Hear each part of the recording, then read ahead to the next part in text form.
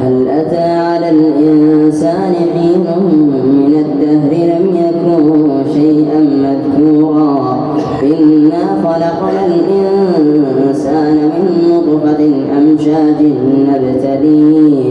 فجعلناه سميعا بصيرا إنا هديناه السبيل إما شاكرا وإما كفورا إنا أعتدنا للكافرين سلاسل وأغلالا وسعيرا إن الأبرار يشربون من كأس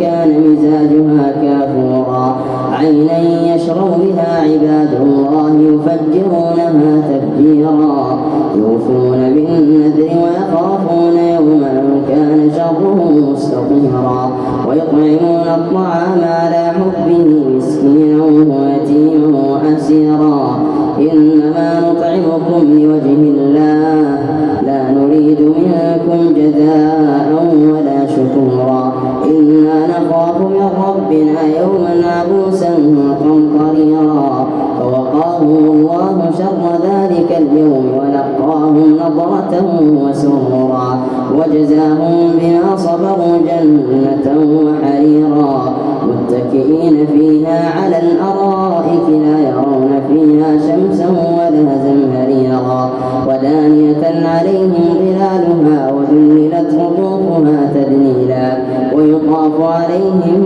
بآنية من فضة وأكواب كانت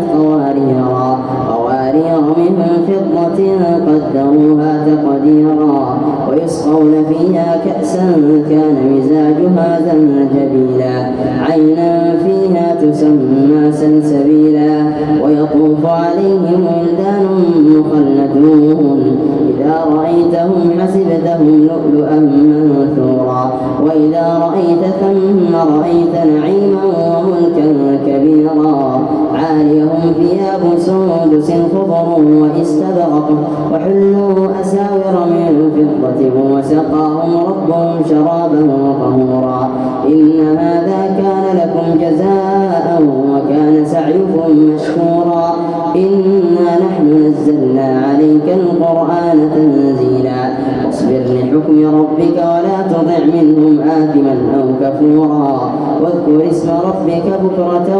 وأصيلا ومن الليل فاسجد له وسبحه ليلا طويلا إن هؤلاء يحبون العاجلة ويذرون وراءهم يوما ثقيلا نحن خلقناهم وشددنا أسرهم وإذا شئنا بدلنا